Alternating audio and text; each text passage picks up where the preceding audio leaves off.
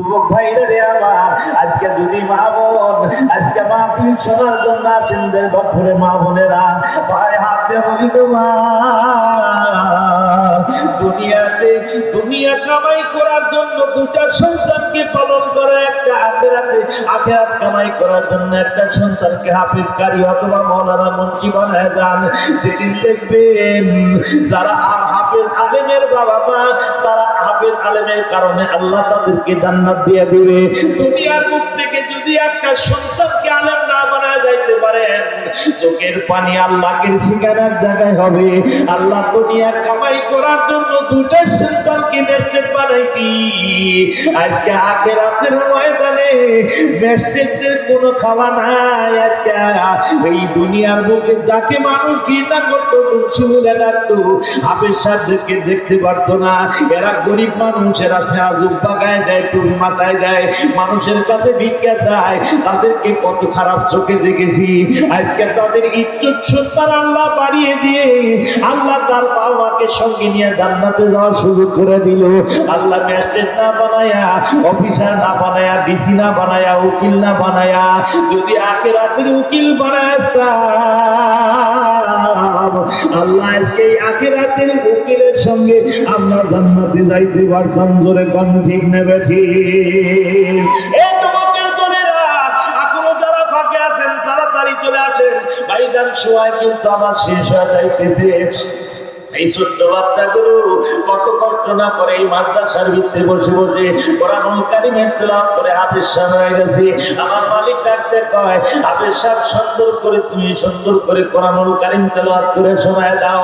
আল্লাহর হুকুম পাওয়ার সাথে সাথে ছোট্ট বাচ্চা দেরি করবে না, হাফেজ সাহেব দেরি করবে না, তেলাওয়াত যখন শুরু করে দিবে আমার মালিক ডাকতে বলে, বাবা রে আর দেরি করো না, শুধু আমার কোরআন শোনা লাগবে না, একটা করে কোরআনুল কারীমের আয়াত পড়বে, একটা করে জান্নাতের তলায় উঠবা, একটা করে কোরআনুল কারীমের আয়াত পড়বে, একটা করে জান্নাতের তলায় উঠবা। আল্লাহ কোরআনুল কারীমের আয়াত বানাইছে 6666টা আয়াত, আল্লাহ জান্নাত বানাইছে 6666টা তালা। যেই তালা উপরে আর কোনো তালা নাই, যেই জান্নাতের নাম জান্নাতুল ফেরদাউস। জোরে কন্না সুবহানাল্লাহ। হাফেজ সাহেবকে ডাকতে বলবে, হাফেজ সাহেব তেলাওয়াত করতে থাকো, হাফেজ সাহেব তেলাওয়াত করতে থাকো, একটা করে জান্নাতের তলায় উঠতে থাকো, একটা করে আয়াত পড়বা, একটা করে জান্নাতের তলায় মধ্যে তুমি পা রাখবা। ভাইজান তেলাওয়াত করতে করতে যদি হাফেজ সাহেব 6666 আয়াত যদি আল্লাহকে শোনায় দিতে পারে, আমার মালিক ডাকতে বলেন, হাফেজ সাহেব তোমার জায়গা হবে জান্নাতুল ফেরদাউসে। জোরে কান মারহাবা। আর যদি মাঝখান থেকে থেকে যায় ভাইজান 100 আয়াত 200 আয়াত করার পরে ডাকতে কয়, আল্লাহ ঠেকে গেছি, বলে এই জায়গায় তোমার স্থান হবে। আর হাফেজ সাহেবরা পুরোপুরি তেলাওয়াত শোনায় দেওয়ার পর হাফেজ সাহেব বলবে, যাও জান্নাতুল ফেরদাউসের ভিতরে চলে যাও। হাফেজ সাহেব জান্নাতুল ফেরদাউসের গেটের সামনে পা বাড়ানোর আগে আগে পিছনের দিকে তাকায় দেখবে, আমার মালিকের চেহারার দিকে তাকাবে, আমার মালিকের চেহারার দিকে তাকানোর সাথে সাথে দেখবে হাফেজ সাহেবের চোখ ভরা পানি, বুক ভরা ব্যথা। আমার মালিক ডাকতে কয়, হাফেজ সাহেব দুনিয়ার বুকে কোন শীতের রাত্রিতে এত কষ্ট বানায়, এত কষ্ট দিয়া ওযু করে তুমি কোরআনুল কারীমের তেলাওয়াত করছো, ওস্তাদের পিটুনি গাইছো, চোখের পানি বাইর করছো, রাতে তাহাজ্জুদে নামাজ আদায় করেছো, কান্নাকাটি করেছো। হাফেজ সাহেব দুনিয়ার বুকে তোমার চোখের পানি দেখেছি, আখিরাতে আসার পর, আমার কাছে আসার পর হাফেজ সাহেব তোমার চোখের পানি আমি আল্লাহ দেখতে চাই না, সইতে পারি না।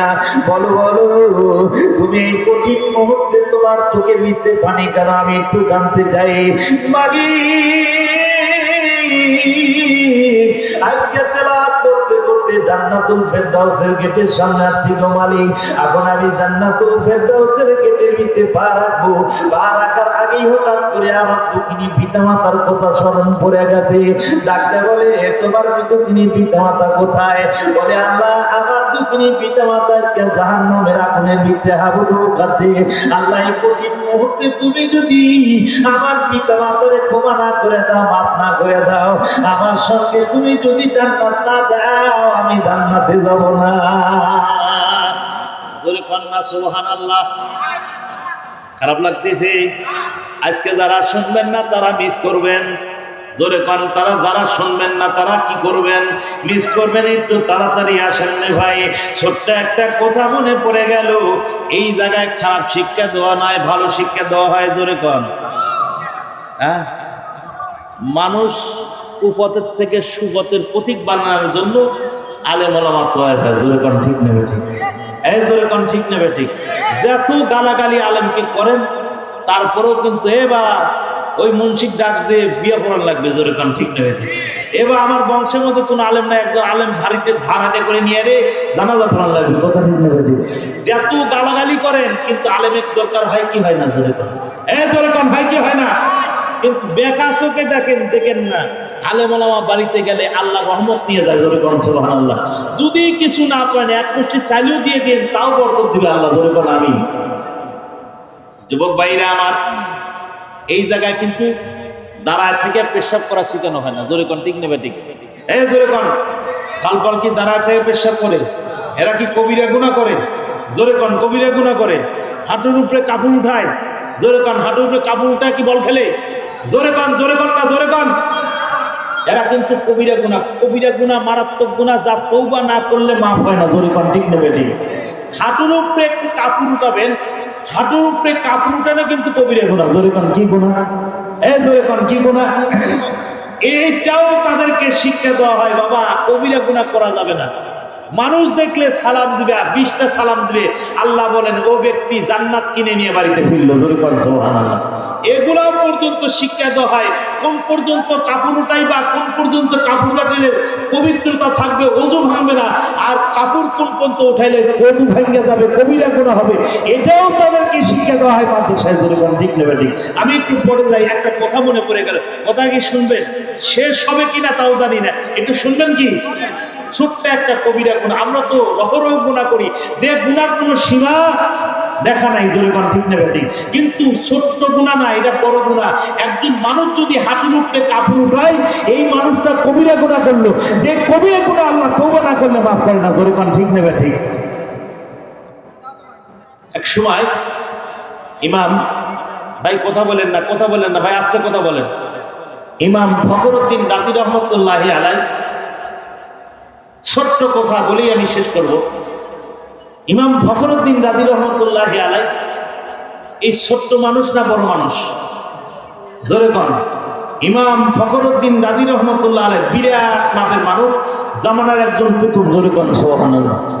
আরো জোরে বলেন না সুবহানাল্লাহ।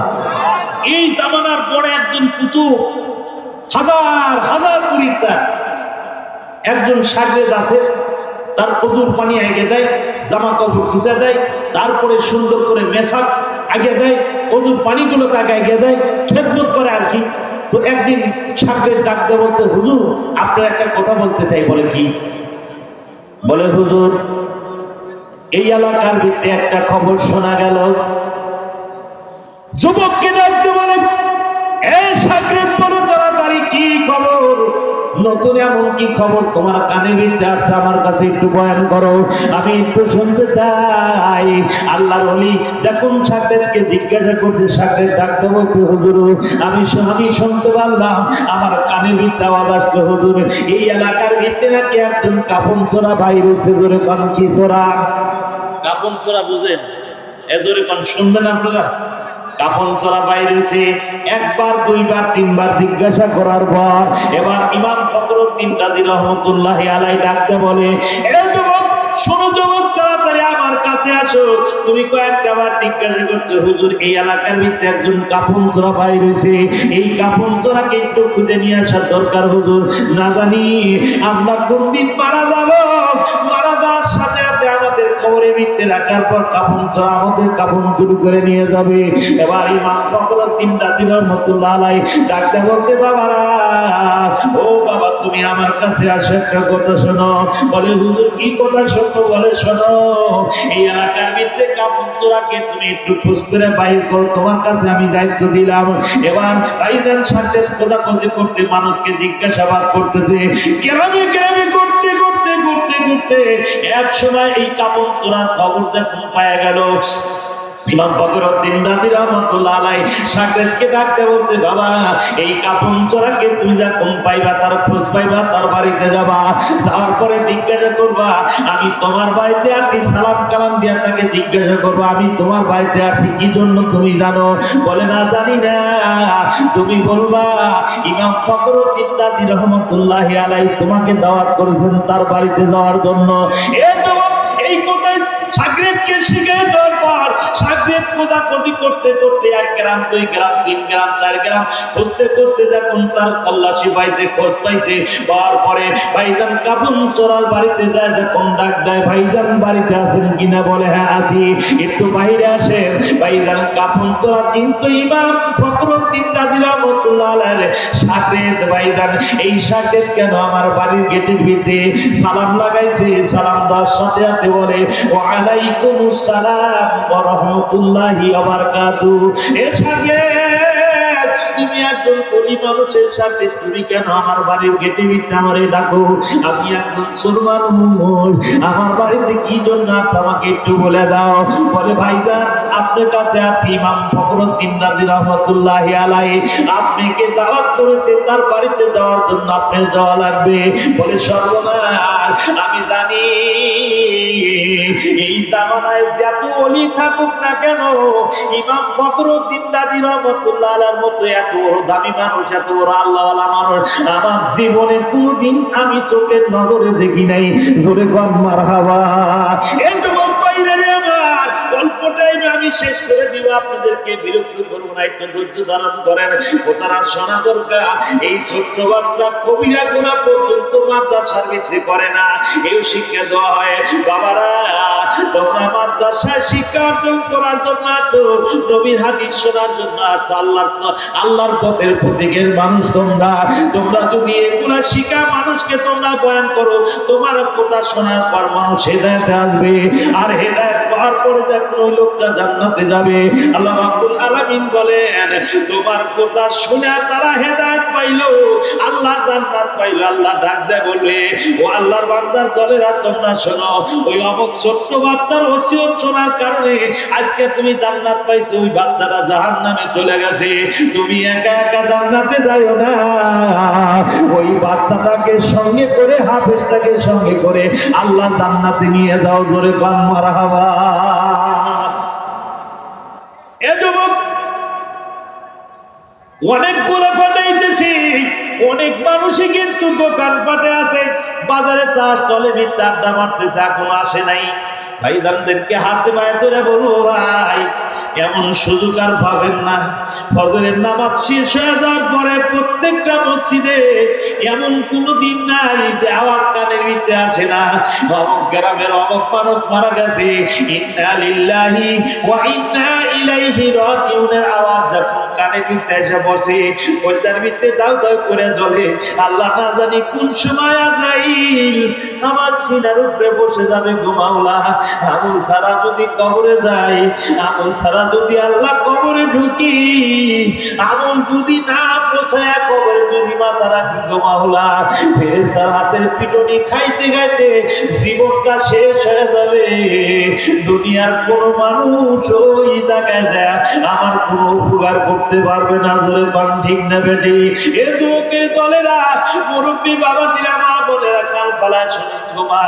দুনিয়ার বুকে ওই মানুষটাই বুদ্ধিমান, আর দুনিয়ার বুকে ওই মানুষটাই বোকা যে মানুষ দুনিয়ায় বাঁচা থাকা অবস্থায় কবরের সম্বল গোছায়া, কবরের সম্বল কবরে না গোছায়া কবরে গেল। এই লোকটা দুনিয়ার বুকে সবচেয়ে বোকা মানুষ। আর বুদ্ধিমান মানুষ দুনিয়ার বুকে ওই মানুষটা যেই মানুষ কবরের সম্বল আগে কবরে পৌঁছায়া তারপরে কবরে মাথা রাখলো। দুনিয়ার বুকে এই মানুষটাই হলো বড় বুদ্ধিমান। জোরে কোন ঠিক না বেঠি? ভাইজান আমল ছাড়া যদি কোনো মানুষ কবরে যায়, ওই মানুষগুলা কিন্তু কবরে শান্তিতে থাকতে পারবে না। আল্লাহ রাব্বুল আলামিন বলেন, দুনিয়ার মা বোনের দলেরা, যুবকের দলেরা, মুরব্বী বাবাজিরা, দুনিয়ার মানুষকে আল্লাহ একটা উদ্দেশ্য নিয়ে দুনিয়ার বুকে পাঠাইছে। আল্লাহ বলেন, আমার কোনো উদ্দেশ্য নাই, আমি শুধু তোমাদেরকে পাঠাইলাম আমার দাসত্ব আর গোলামি করার জন্য। ওয়া খালাকতুল জিন্না ওয়াল ইনসা ইল্লা লিয়াবুদুন, মানুষ আর জিনকে আমি বানাইছি আমার দাসত্ব আর গোলামি করার জন্য। জোরে কোন ঠিক না বেঠিক? এই যুবক শুনে না করে যুবক, আজকে আপনাদের কাছে আমি বলতে চাই, অনেক মাহফিলে যারা আমার অজরা শুনেছেন যে প্রভু মাদ্রাসায় ভাইজান মাহফিলে আমি বারবার বলি, ভাইজান যদি আমি মারা যাই ওই সময় আমার নাম শোনার সাথে সাথে আল্লাহর কাছে দোয়া করবেন, মালিক রে এই মানুষটারে তুমি মাফ করে দিও, আপনি একটু দোয়া করবেন। আর আল্লাহর কাছে দোয়া করেছি, মালিক যতদিন তুমি বাঁচায় রাখবা, শরীরখানা সুস্থ রাখবা, আমার কণ্ঠখানা যেন কেড়ে নিও না। আমি ওয়াজ করতে করতে যেই সময় এদের ভিতরে লা ইলাহা ইল্লাল্লাহ শব্দ আমার জবান দ্বারা বাইরে হয়ে যাবে, মালিক রে মুহাম্মাদুর রাসূলুল্লাহ বলার সাথে সাথে আল্লাহ তেদের উপরে আমার রূহটা তুমি বাইর করে নিও। জোরে কোন আমিন। ওদের বয়স 35 বছর। জোরে কোন কয় বছর? কণ্ঠ নষ্ট হয়েছে? আল্লাহ দিছে তো নাকি? দেওয়ার মালিক কি? জোরে কোন দেওয়ার মালিক কি? এখনো শক্তি কমছে? দিছে কে? প্রত্যেকটা মাহফিলে চায়নি আল্লাহ বাঁচায় রাখছো ইসলামের খেদমতের জন্য। তুমি আমার কণ্ঠ কেড়ে নিও না মাওলা। আমার সাতকার বক্তাগুলো মরিয়ে গেছে, বুড়ো হয়ে গেছে, আর পাঁচ হয়ে গেছে, আমি চলতেই আছি। জোরে কোন আমি? কে চালা রাখছে? এ জোরে কোন কে? খুব মজার কথা আসতেছে, আমি আপনাদেরকে অন্য দিকে যাবো না, আর সময় পাবো না। সময় তো পরে 1 ঘন্টা হয়ে গেল। জোরে কোন ঠিক নেবে? ঠিক। ইমাম ফখরুদ্দিন, এদিকে কথা ছিল আর কথা বাড়াবো না। ইমাম ফখরুদ্দিন রাজি রহমতুল্লাহি আলাইহি ডাকতে বলে, সাহেব ডাকতে বলতেছে, ইমাম ফখরুদ্দিন রাজি রহমতুল্লাহি আলাইহি তোমারে দাওয়াত করেছে যাওয়ার জন্য, বলে চলেন যাই। এত বড় ওলির কথা যদি না শুনি আল্লাহ আমার কপালে খারাপই লাগবে। আমি একজন চোর মানুষ, আমারে কেন ডাকছে কারণটা কিছুই বুঝতে পারলাম না। এই যুবকটাকে আল্লাহর ওলি যারা হয় এদের মনটা কিন্তু অত্যন্ত ভালো, নরম তবিয়তের মানুষ। আল্লাহওয়ালা মানুষ যারা হয়, আল্লাহর সঙ্গে যাদের সম্পর্ক আছে, আল্লাহর সঙ্গে যাদের দুষ্টতা আছে, ভাই এরা কোনোদিন মানুষের খারাপই যায় না। এই মানুষগুলা কিন্তু কোনোদিন মানুষের সাথে খারাপ ব্যবহার করে না। আল্লাহর ওলি ডাকতে বলেন, যখন সাকরেত চলে গেল, সাকরেত দাওয়াত দিয়ে যখন নিয়ে আসার পর দেখি ইমাম ফখরুদ্দিন রাজি রহমতুল্লাহ আলাইহি জিকির করতে লা ইলাহা ইল্লাল্লাহ, লা ইলাহা ইল্লাল্লাহর জিকির করে। একটা মুহূর্তের জন্য, একটা সেকেন্ডের জন্য আল্লাহর ওলিদের জবান কিন্তু বন্ধ হয় না। এই যে মাদ্রাসার তলাবুল ইলম, এরা কিন্তু জাতির বড় একজন গরিব মানুষ। দুনিয়ার বুকে দিনের বেলায় কোরআনুল কারীমের তেলাওয়াত করে, অনেক ছাত্র দেখি ঘুমের ঘরে হাফেজ সাহেবরা সুন্দর করে তেলাওয়াত করতে, ইয়াসিন ওয়াল কুরআনিল হাকীম ইন্নাকা লামিনাল মুরসালিন আলা সিরাতিন মুস্তাকিম তেলাওয়াত করতে ঘুমের ঘরে। কিসের জন্য তেলাওয়াত করে? দুনিয়ার বুকে তেলাওয়াত করে, ঘুম আসার পরও তেলাওয়াত করে। আল্লাহ বলেন, যাদের জিকির আজকার করতে করতে জিহ্বাখানা তোরজার থাকবে, কঠিন মাহশরের ময়দানে ভাইজান সব নবীগুলো ইয়া নাফসি করতে থাকবে। দুনিয়ার বুকে যাদের জিকির চালু থাকবে, আল্লাহ হাশরের ময়দানে তাদের জবানখানা খুলে রাখবে, তারা আল্লাহ আল্লাহর জিকিরই করতে করতে হাশরের ময়দানে দাঁড়িয়ে যাবে। জোরে কন্না সুবহানাল্লাহ। আল্লাহর ওলি জিকির করতেছে, হঠাৎ করে এসে সালাম দিলো, বাক্কান সালাম জানাইছে, আসসালামু আলাইকুম ওয়া রাহমাতুল্লাহ। সালাম দেওয়ার সাথে সাথে ইমাম ফখরুদ্দিন রাজি রাহমাতুল্লাহ আলাইহি জিকির বন্ধ করে ভাইজান সালামের জবাব দেয়, ওয়া আলাইকুমুস সালাম ওয়া রাহমাতুল্লাহি ওয়া বারাকাতুহু। সাথে ডাকতে বলে হুজুর আমি চোরকে আপনার সামনে নিয়ে আসছি, দাঁড় করাইছি। বলে বাবা চোরকে বসার জন্য জায়গা করে দাও। ভাইজান চেয়ার যখন দিয়ে দিল, চেয়ার পাইতে দিল, চোর বসে গেল। সাথেকে ডাকতে বলে যাও রুমের ভিতরে যাও, সুন্দর খাবারের ব্যবস্থা করো, খানা পিনার ব্যবস্থা করো। তারপর ডাকতে বলে হুজুর কি জন্য তলব করেছেন? বলে কথা পরে হবে, তুমি আগে আমার মেহমান, তোমাকে আগে মেহমানদারি করাই, মেহমানদারি করানোর পর তারপরে তোমার সঙ্গে আলাপ আলোচনা হবে। যুবক ভাইরা আমার এবার সুন্দর করে বাড়ির ভিতরে নিয়ে যাওয়ার পর ভাইজান যায় নামাজ বিছাইছি, দস্তরখানা বিছাইছে, নরম তোষকের উপরে নিয়ে যায় যখন বসাইছে, চোর ডাক দেখায় আল্লাহ জীবনে কত জায়গায় গেলাম, কত মানুষের বাড়িতে গেলাম, চেয়ারম্যানের বাড়িতে গেলাম, মন্ত্রী মিনিস্টারের বাড়িতে গেলাম, আল্লাহ এত ইজ্জত সম্মান তো কোনো জায়গায় পাইলাম না। ইমাম ফখরুদ্দীন রাজি রহমাতুল্লাহ আলাইহি কি করছেন? সুন্দর দস্তরখানা বিছাইছেন, দামি দামি খাবারের ব্যবস্থা করেছেন, ভাইজান খানার সামনে বসাইছে। চোরকে ডাক দেয়, কয়েক চোর তুমি খানা খাও, খানা খাইতে থাকো। বলে হুজুর কি কথা বলতে চাইছিলেন? বলে বাবা এত তাড়াতাড়ি তোমার সঙ্গে কথা বলা যাবে না, লাভ করা যাবে না, কারণ হচ্ছে খানার সামনে কথাবার্তা বলা যায় নাই, তুমি আগে খানা খায় নাও।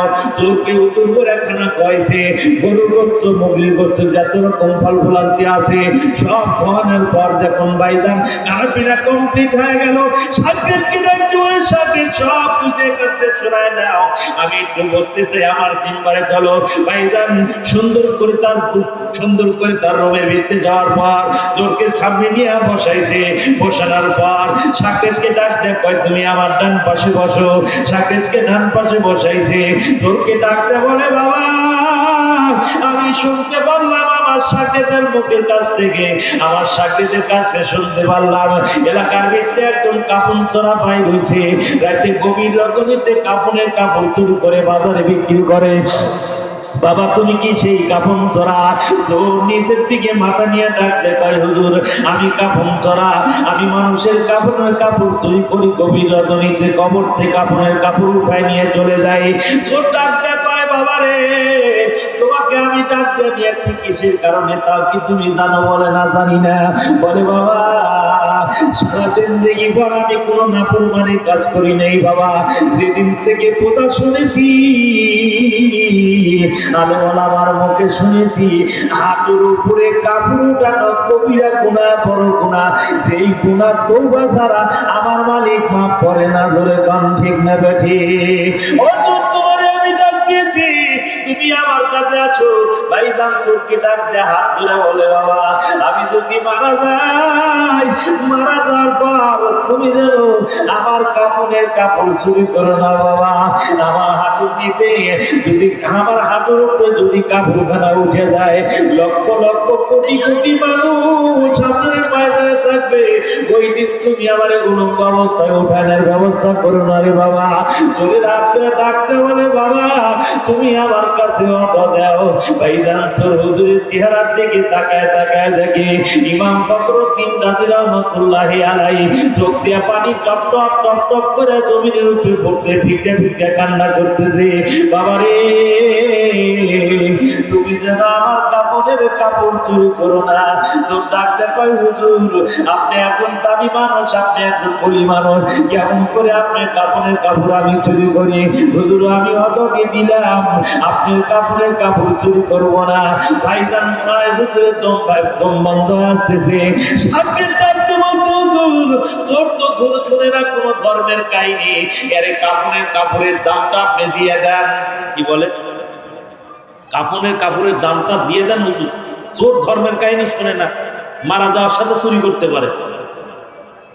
ইমাম ফখরুদ্দীন রাজি রহমাতুল্লাহি আলাইহি হাতটা ধরে কান্না করতে যে বাবা তুমি আমার টাকা নাও, কাপড়ের দামটা তোমারে আমি দিয়ে যাইতে চাই। চোর ডাকতে বলে হুজুর খোদার কসম করে বলি, আপনি মারা যাওয়ার পর আপনি কাফনের কাপড় চুরি করবো না, আমি আপনাকে কাফনের কাপড়ের দাম নিব না। ভাইজান এক পর্যায়ে জোরাজোরি করার পর যখন কাফনের কাপড়ের টাকা নেয় নাই, ইমাম ফখরুদ্দীন রাজি রহমাতুল্লাহ আলাইহি ভাইজান চোখের পানি ছেড়ে দিয়ে কান্না করতে দিয়ে এক পর্যায়ে চোরের হাত পা ধরে বলতে, বাবা না জানি কোন অবস্থায় হাসরের ময়দানে আমার হয়, তুমি কোটি কোটি মানুষের সামনে আমাকে তুই বেইজ্জতি করো না। চোখ রাখতে বলে, হুজুর তো দিয়ে দিলাম, আমি কাপড়ের কাপড় চুরি করবো না। তোর ওখান থেকে যাওয়ার পর একদিন চলে যায়, 1 মাস চলে যায়, 2 মাস চলে যায়, হুজুরের মৃত্যু হয় না। 3 মাস চলে যায়, 4 মাস চলে যায়, 5 মাস চলে গেল, 6 মাসে কেন থেকে গেল, হঠাৎ করে হুজুর ইন্তেকাল করেছেন। ভাইজান চতুর্দিকে মাইকিং হয়ে গেল, ইমাম ফখরুদ্দীন রাজি রহমাতুল্লাহ আলাইহি আর দুনিয়ার বুকে জিন্দা নাই, উনি মারা গেছেন। ভাইজান চতুর্দিকে মাইকিং হয়ে যাওয়ার সাথে সাথে খবরটা চোরের কানে বিদ্ধে বুঝে গেল, চতুর্দিকে আসে সর্বনাশ, ইমাম ফখরুদ্দীন রাজি রহমাতুল্লাহ আলাইহি মৃত্যু ঘটনা ঘটে গেছে। আমি একটু যাই, ভাইজান দৌড়াদৌড়ি করে জানালার সামনে যখন চলে আসে, আসার পরে দেখি এত লোকে সবে ভাইজান জীবনে বহু জানাজায় হাজির হয়েছি, তো ডাকতে কয়ে এত লোক আমার জীবনে কোনোদিন কোনো জানাজায় দেখিনি আমি। ভাইজান চল্লা পালাবি করতে করতে একেবারে ইমাম ফখরুদ্দীন রাজি রহমাতুল্লাহ আলাইহিকে প্রথম কাতারের সামনে রাখতে, প্রথম কাতারে ভাইজান সিনা বরাবর চোখটা এসে দাঁড়াইছে। দাঁড়ানোর পর নজর করে দেখে, আল্লাহ বহুদিন যাবত পর্যন্ত আমি কি করতে কাপড়ের কাপড় চুরি করি, কিন্তু ইমাম ফখরুদ্দীন রাজি রহমাতুল্লাহ আলাইহির শরীরের ভিতরে যে কাপড়ের কাপড়টা দেওয়া আছে, এত বড় দামি কাপড় আমার জীবনে কোনোদিন আমি আমার চোখ দ্বারাই দেখি নাই। তোর চিন্তা করতে সর্বনাশ, এই কাপড়ের কাপড় চুরি না করে তো আমি লোক সামলাইতে পারতেছি না। ভাইজান পুকুরে খালি নজর করে দেখে, এই ঘাটটা টান করে দেখতেছে কি সুন্দর কাপড় তো আছে, এই কাপড়টা কেমন করে চুরি করা যায়। এ যুবকের দলেরা একটু কান পাড়া শোনেন, মনোযোগের সাথে শোনেন ঘটনা কি ঘটে গেল। ভাইরারে আমার, এবার কিছুক্ষণ পর চোখ তাকাতাকি করতে করতে একজন ইমাম সাহেব ডাকতে বলতে, তোমরা দেরি করো না, কাতার বন্দী হয়ে দাঁড়িয়ে যাও, এক্ষুনি জানাজার নামাজ শুরু হয়ে যাবে, আমরা এক্ষুনি জানাজার নামাজ ইমাম সাহেবের পড়ায় দিব, তোমরা কাতার বন্দী হয়ে দাঁড়ায় যাও। সমস্ত লোকজন কাতার বন্দী হয়ে দাঁড়িয়ে গেল। ভাইজান জানাজার নামাজ শুরু হয়ে যাচ্ছে, কিন্তু একটা কথা আছে আপনাদেরকে বলে যায়, কতগুলো জানাজার স্থানে যায়, কতগুলো লম্পট আছে। ভাইজান জীবনে তো কোনোদিন শেখার চেষ্টা করবে না, নিজের শিখবে না। ডাক দেখায়, হুজুর কি ভাই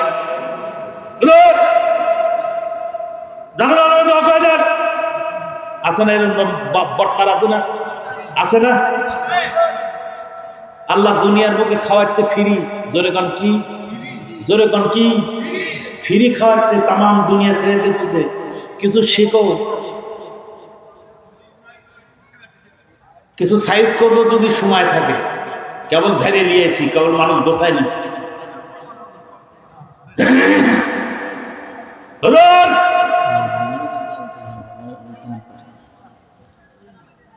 জানাজার নামাজ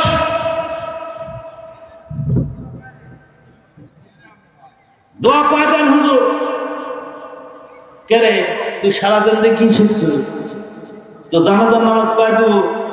আমরা একটা শব্দ বারবার করার পরে কোনোদিন জেল চুক্তি কোনোদিন ঘুরে নাই, এখনো বিয়ের ধান্দা নাই ছোটবেলায়, কথা ঠিক নেবে ঠিক।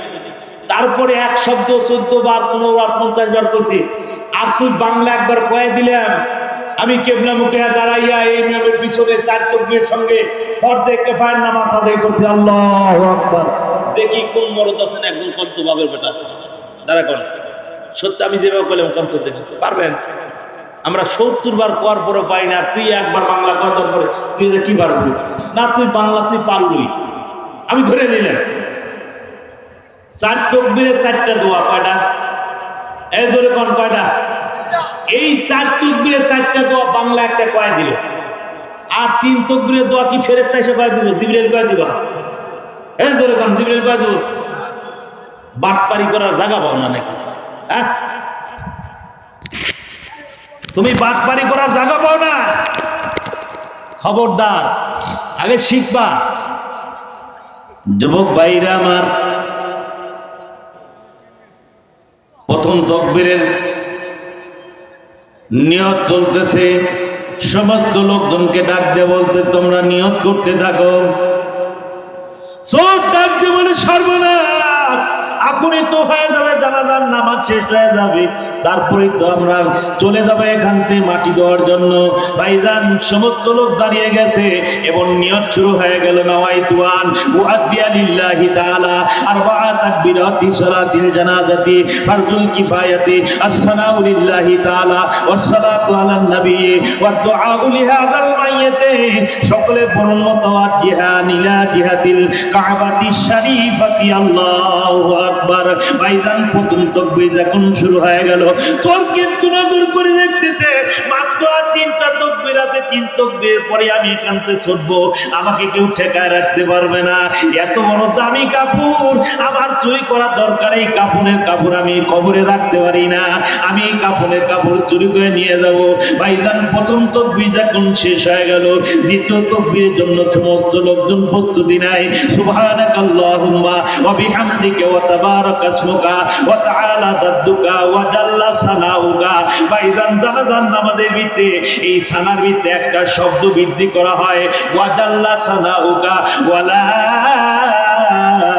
ইলাহা গায়রুক। ভাইজান দ্বিতীয় তাকবীর যখন শেষ হয়ে গেল, দ্বিতীয় তাকবীর শেষ হওয়ার সাথে সাথে চতুর্দিকে নজর করে দেখতে মানুষ তো ভাইজান দোয়া করার তালে আছে। তো চিন্তা করতে মাত্র 2টা তাকবীর, তারপরে এখান থেকে আমি বিদায় হয়ে যাব।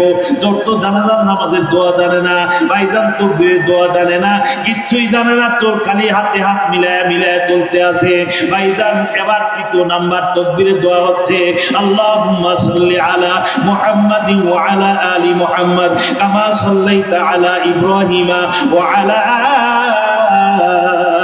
ইব্রাহিম ইন্নাকা হামিদুম মাজিদ। আল্লাহুম্মা বারিক আলা মুহাম্মাদিন ওয়া আলা আলি মুহাম্মাদ কামা বারাকতা আলা ইব্রাহিমা ওয়া আলা আলি ইব্রাহিম ইন্নাকা হামিদুম মাজিদ। ভাইজান দ্বিতীয় তাকবীর শেষ হয়ে গেল। তৃতীয় তাকবীর শেষ হওয়ার পর খালি তোর চিন্তা করতে জানাজার নামাজ শেষ কেন হয় না, এখান থেকে আমি শুরু করে ভাই। এবার চতুর্থ নম্বর তাকবীর যখন শুরু হয়ে গেল, আল্লাহুম্মা গফিরলি হাইয়িনা ওয়া মাইয়িতিনা ওয়া শাহিদিনা ওয়া গায়িবিনা ওয়া সগীরিনা ওয়া কাবীরিনা ওয়া যাকারিনা ওয়া উনসানা। আল্লাহুম্মা মান আহইয়াতাহু মিন্না ফাহি আলাল ইসলাম ওয়ামান তাওয়াফাইতাহু মিন্না ফাতাওয়াফাহু আলাল ঈমানি। সকলে পড়ুন বিরহমাতিকা ইয়া আরহামার রাহিমিন।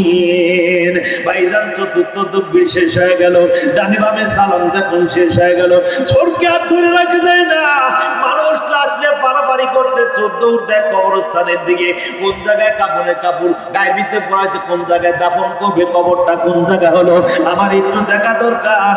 ভাইজান ফাঁকে এমন একটা জায়গার ভিতরে দাঁড়াইছে, ওরা নজর দিয়ে দেখে দিনের বেলায় অনেক মানুষের কবর তো হয়ে যায়, কবরের পাশে কবর হয়, আমার যেন কোনো খেয়ালের ভুল ত্রুটি না হয়।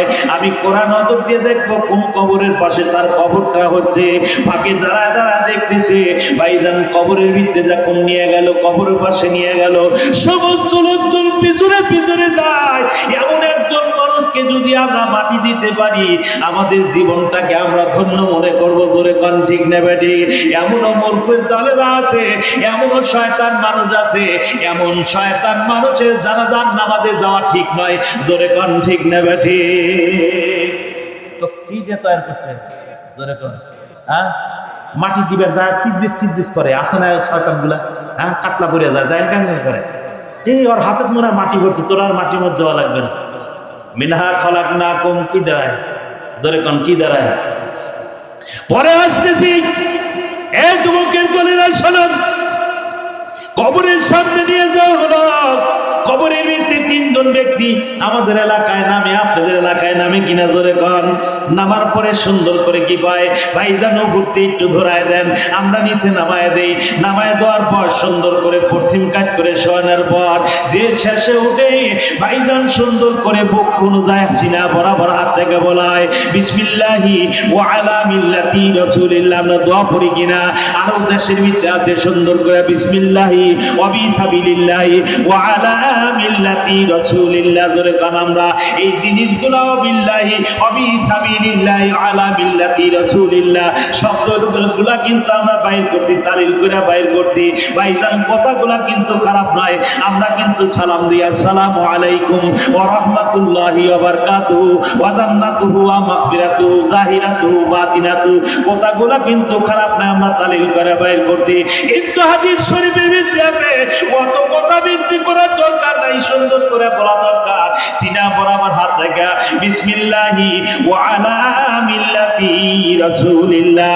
ভাইজান সারা জিন্দেগি চুরি করলো, সামারি করলো, ভাইজান কোরআনের বিরুদ্ধে কথা বললো, এই যুবক হাদিসের বিরুদ্ধে কথা বললো, নবীরে গালি দিল, সাহাবীদেরকে গালি দিল, নবীর কাজ করলো না, আল্লাহর কাজ করলো না, কবরের ভিতরে যায় বলে বিসমিল্লাহি ওয়া আলা মিল্লাতি রাসূলিল্লাহ। ডাক দেখায় আমি রাসূলের দলের লোক। আছে কি আছে না জোরে কোন? নামাজ পড়লি না, কালাম পড়লি না, রাসূলের হাদিসের অনুসরণ করলি না, কবরের ভিতরে নামায় দেওয়ার পর তোরে বলে তুই রাসূলের দলের লোক। জোরে কোন ঠিক না বেটে? মিথ্যা কথা কোয়ার জায়গা পাও না। তুমি যদি রাসূলের দলের লোক না হও, ফেরেশতার হাতের ঘুঁটানিতে তোমার পিঠের চামড়া থাকবে না। কথা ঠিক নেবে ঠিক? এই জোরে কোন কথা ঠিক নেবে ঠিক? খারাপ লাগতেছে? খারাপ লাগতেছে? যুবক ভাইরা আমার, এই বুকের উপর হাত দিয়ে বলা হয় বিসমিল্লাহি ওয়া আলা মিল্লাতি রাসূলিল্লাহ। সমস্ত লোক ওখান থেকে ওঠার পর বাঁশের চাউনি পরে দেওয়ার পর ভাইজান কলার পাতা পেপার দেওয়ার পরে শুরু হয় মিনহা খলাকনাকুম ওয়া ফিহা নুঈদুকুম ওয়া মিনহা নুখরিজুকুম তারাতান উখরা। মাটি দেওয়া শুরু হয়ে গেল। চোর কিন্তু ফাঁকিতে দাঁড়ায় দাঁড়ায় দেখতে সবগুলার ব্যাখ্যা করতে গেলে ভাইজান, তরজমা করতে গেলে আমি সময় পাবো না। এই যে একজন ভাইজান এসে বসে আছে, প্রধান অতিথি আপনাদের সামনে কথা বলবে, আমি এমন একটা জায়গায় নিয়ে যাই আর 2 মিনিট পর ভাইকে দেওয়া হবে, আমার সময় শেষ হয়ে আসতেছে। এই যুবকের দলেরা মাটি যখন শুরু হয়ে গেল মিনহা খলাকনাকুম ওয়া ফিহা নুঈদুকুম ওয়া মিনহা নুখরিজুকুম তারাতান উখরা। মাটি দেওয়া শুরু হয়ে গেল। সমস্ত লোকজন মাটি দিচ্ছে। এত বড় একজন ইমাম সাহেবের সিনা বরাবর আমরা মাটিগুলো দিয়ে আসতেছি রে যুবকের দলেরা। মনে রাখবেন, মাটি যখন কমপ্লিট হয়ে গেল ভাইজান 2-1 লোক সামনে থাকে, আলেম ওলামা সামনে থাকে। ভাইজান একটা খাজুরের ডাল কাটার পর ভাইজান সিনা বরাবর 4টা ফুল করে দেওয়া হয়। এটা দেওয়া হয় কি কারণে? লম্বা ঘটনা ভাইজান, অনেক দিকে যাওয়া লাগে ভাইজান, সময় কম। আল্লাহ রাসূল সাল্লাল্লাহু আলাইহি সাল্লাম একদিন 4 জন খলিফাতুল মুসলিমিনকে নিয়ে ভাইজান রওনা দিয়েছে। পথ চলতেছে, পথ চলতে চলতে সামনে 2টা কবর বাজে গেল। এই কবর দেখার পর আল্লাহ রাসূল যখন দাঁড়ায় গেলেন, আবু বকরকে ডাক দিয়ে বলে, আবু বকর রে, তুমি কি জানো এই জায়গায় আমি দাঁড়াইছি কি কারণে? ইয়া রাসূলুল্লাহ, ইয়া হাবিবাল্লাহ। হুজুর জানি না। বলে শোনো, এই জায়গায় 2টা কবর দেখতেছি, এই কবরের ভিতরে জাহান্নামের আগুনগুলো দাও দাও করে জ্বলতেছে। আবু বকর ডাক দিয়ে বলে, ইয়া রাসূলুল্লাহ, আমি তো দেখতে পারি না। আবু বকরকে ডাক দিয়ে কয়, আমার কাছে আসো, আমার কাছে আসো। আবু বকরকে ডাক দেওয়ার পর আল্লাহ রাসূলের হাত মোবারক খানা যখন মাথার উপরে রাখছে, আবু বকর একটু দেখো তো দেখি কি দেখতে পাও। আল্লাহ রাসূলকে ডাক দিয়ে বলে, ইয়া রাসূলুল্লাহ, ইয়া হাবিবাল্লাহ, হুজুর, আমি तमाम পৃথিবীতে আসমান জমিনে যা কিছু আছে সব কিছুই আপনার হাত রাখার বদৌলতে দেখতে পাচ্ছি। জোরে কোন সুবহানাল্লাহ। ভাইজানের দিকে যাব না। আল্লাহ রাসূল দোয়া করলেন। দোয়া করার পর বললেন, সংক্ষিপ্ত ভাবে বলতেছি, একটু খবর নিয়ে দেও কবরখানাকার। আল্লাহ রাসূল কি করলেন? ভাইজান একটা খাজুরের ডাল নিয়ে এসে সিনা বরাবর গাড়ে দিলেন। গাড়ে দেওয়ার পর আল্লাহ রাসূলকে প্রশ্ন করলেন, ইয়া রাসূলুল্লাহ, ইয়া হাবিবাল্লাহ, হুজুর এই ডালটা গাড়ে দিলেন কারণটা কি? বলে, শোনো, এই যতক্ষণ পর্যন্ত এই ডালটার পাতা তাজা থাকবে ততক্ষণ পর্যন্ত এই পাতা আল্লাহর নামে জিকির করবে। আল্লাহর নামে জিকির করার বদৌলতে কবর আযাব বন্ধ থাকবে। জোরে কোন মারহাবা। এই জন্য ভাইজান অনেক ফেতনা মানুষ আছে, অত ফেতনা করার দরকার নাই। সিনা বরাবর একটা খাদরের ডাল কেটে দিবেন, 4টা ফুল করে ভাইজান, এটাই যথেষ্ট। যদি জিকির করতে থাকে, জিকির করতে করতে যতক্ষণ পর্যন্ত পাতা তাজা থাকবে ততক্ষণ পর্যন্ত ভাইজান কবর আযাব বন্ধ থাকবে। আপনাদেরকে নিয়ে যাই ভাইজান খাদরের ডাল কেটে দেওয়ার পর চোর দূর থেকে নজর করে দেখতে কি করা যায়। এই যুবক পার্টি কমপ্লিট হয়ে গেল, সমস্ত লোকজন বাড়ির দিকে চলে যায়। আস্তে আস্তে জোহরের নামাজ শেষ হয়ে গেল, আসরের নামাজের জন্য অপেক্ষা করতেছে। আসরের নামাজ আসলো, চোর অপেক্ষা করে। ভাইজান আসর নামাজ শেষ হয়ে গেল, মাগরিবের অপেক্ষা করতেছে। মাগরিব শেষ হয়ে গেল, ভাইজান এশার নামাজের জন্য অপেক্ষা করতেছে। এশার নামাজ যখন শেষ হয়ে গেল, পানের বিবি ডাকতে বলে, পানের স্বামী আমার, আসেন আসেন। চোরের স্ত্রী কিন্তু বড় দিনদার পরেজগার মুত্তাকিনা মহিলা ছিল। মহিলা ডাকতে বলতেছে, পানের স্বামী আমার, আপনি কি জানি চিন্তা করতেছেন? আপনি আছেন, এশার নামাজের আযান হয়ে গেছে, নামাজ পড়েন। নামাজ পড়ার পর আপনি খানা খান। ভাইজান বাড়ির গিন্নি যদি ভালো হয়, বাড়ির গিন্নি যদি মুত্তাকিনা হয়, মা বোনরা যদি ভালো হয়, সকালবেলা ফজরের নামাজ পড়ার পর মা বোন সুন্দর করে যদি আল্লাহর কোরআনুল কারীম খানা তেলাওয়াত করতে থাকে হাতের ভিতরে নিয়া, ভাইজান যেই বাড়িতে সকালবেলা ফজরের নামাজের পর আল্লাহর কোরআনুল কারীমের তেলাওয়াত হয়, সারাদিন আল্লাহর রহমত ওই বাড়িতে পতিত হইতে থাকে। জোরে কোন সুবহানাল্লাহ। ও মা বোনের বোনেরা, সকালবেলা সুন্দর করে কোরআনুল কারীমের তেলাওয়াত করবেন, মাগরিবের পর কোরআনুল কারীমের তেলাওয়াত করবেন। স্বামী যদি একটু বেদবা হয়, স্বামী যদি রাগান্বিত হয়, স্বামী যদি নামাজ না পড়ে, স্বামীকে ডাক দিবেন, পানের স্বামী আমার, আমি একা একা জান্নাতে যাব, আপনার ছেড়ে আমি কেমন করে জান্নাতে থাকবো? আমার ভালো লাগবে না। আসেন স্বামী স্ত্রী, আমরা দুইজন এক সুন্দর করে গভীর রজনীতে তাহাজ্জুদে নামাজ পড়ে পড়ে আল্লাহকে হাত করি, আমরা এক জান্নাত যাব। আল্লাহ যেন এক জান্নাতে আমাদের দুজনকে থাকার ব্যবস্থা করে দেয়। জোরে কোন ঠিক না বেটি? চোরের বিবি ছিল দিনদার পরেজগার মুত্তাকিনা মহিলা। ডাকটা কয়, পানের স্বামী আমার, এশার নামাজ শেষ হয়ে গেছে, আপনি একটু আসেন, আমরা সুন্দর করে খানা পিনা করি। খানা পিনা শেষ করার পর স্বামী স্ত্রী দুইজন যখন বিছানায় ঘুমাইছে রে ভাই, স্বামী স্ত্রী ঘুমায় গেছে, স্বামী অন্য কাছে চুপ করে তাকিয়ে আছে। গভীর রজনীতে রাত 1টার সময় যখন ঘুম ভাঙা গেছে, বিবির ডাকতে কয়, পানের স্বামী আমার, আপনি এখনো পর্যন্ত ঘুমান নাই, কারণটা কি আমি বুঝতে পারি না। বলে, বিবিরা আমার চোখে ঘুম আসে না। বিবি ডাকতে বলে, পানের স্বামী আমার, আপনি একজন চোর মানুষ, আপনি দুনিয়ার কোনো কাম করেন না, দুনিয়ার কোনো কাজ করেন না। মানুষ মারা গেলে দিনের বেলায় আপনি খুঁজে বেড়ান কোন গ্রাম থেকে কোন মহিলা কোন পুরুষ মারা গেল, তাদেরকে খুঁজে খুঁজে বেড়ায়া গভীর রজনীতে মানুষের কাফনের কাপড় আপনি কবর থেকে চুরি করেন। পানের স্বামী জীবনভর যা অন্যায় করেছেন, আপনি কোন নিশা যাচ্ছে আমার বোঝা বাকি নাই, আমার বোঝার বাকি নাই। আপনার অনুরোধ করি, সব জায়গায় কিন্তু আপনার হাত দেওয়া ঠিক হবে না। এই কিন্তু জামানের একজন কুতুব ইমাম ফখরুদ্দিন রাজি রহমাতুল্লাহি আলাইহির আল্লাহর সঙ্গে ডাইরেক্ট যোগাযোগ। এই মানুষের কাপড়ের কাপড় আপনি চুরি করার জন্য যাবেন না, আপনি কিন্তু মারা পড়ে যাবেন। বারবার বলার পর দিনদার পরেজগার মুত্তাকিনা মহিলার স্ত্রী কথা যখন না শুনল রে ভাই, চোর তো শোনে না ধর্মের কাহিনী।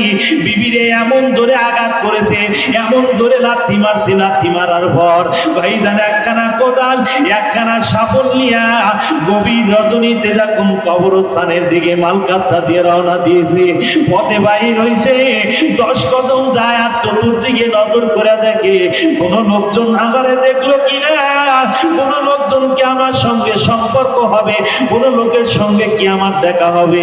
ভাইজান একটু দাঁড়ায় দাঁড়ায় চতুর্দিকে নজর করে আর যায়, সামনের দিকে চলতে চলতে কবরস্থানের সামনে যায় যখন দাঁড়াইলো, চতুর্দিকে নজর করে দেখে নীরব দর্শকের ভূমিকা পালন করতে রাত্রি কোনো লোকজনের সারা শব্দ নাই। ভাইজান এক কদম দুই কদম করতে করতে ইমাম ফখরুদ্দিন রাজি রহমাতুল্লাহ আলাইহির কবরের সামনে যায় যখন দাঁড়াইছে, দাঁড়ানোর সাথে সাথে ভাইজান মালকাতটা ভালো করে মারার পর সাবল দিয়ে আস্তে আস্তে করে কবরের মাটি সরাইয়া সুরঙ্গ বাইর করা ভাইজান বাঁশের খারালি খানেক চড়াইয়া ভাইজান হাতটা যেন ঢোকে এমন একটা সুরঙ্গ বানাইছে। বানানোর পর জোর আস্তে আস্তে হাত ঢুকায়, কিন্তু কাপড়ের কাপড় হাতা পাইতেছে না। আবার একটু মাটি সরাইয়া আবার একটু হাতখানা ভিতরে ঢুকায় দেয়, আর খুঁজে পায় না কাপড়ের কাপড়। কিন্তু আবার যে কোন হাত ঢুকাইছে কাপড়ের সঙ্গে হাত কেবল মাত্র লাগছে। ওই গভীর রজনীতে হঠাৎ করে কে জানি কবরের ভিতর থেকে হাতখানা এত জোরে চেপে ধরছে, চোর এত জোরে চিৎকার মারছে, চিৎকার মারার সাথে সাথে ভাইজান চোরের রুহু সাথে সাথে বাইর হয়ে গেছে। সকলে বলুন ইন্না লিল্লাহি ওয়া ইন্না ইলাইহি রাজিউন। আপনারা বলেন গভীর রজনীতে যদি কবরের ভিতর থেকে কোনো মানুষের হাতখানা কেউ চেপে ধরে, ওই মানুষের আর কোনো বাঁচার আইন আছে কিনা? জোরে কর আছে, জোরে কোন আছে, জোরে কোন আছে? শুনবেন কারা কারা একটু হাত উঠান তো জোরে। আল্লাহু আকবার, আল্লাহু আকবার।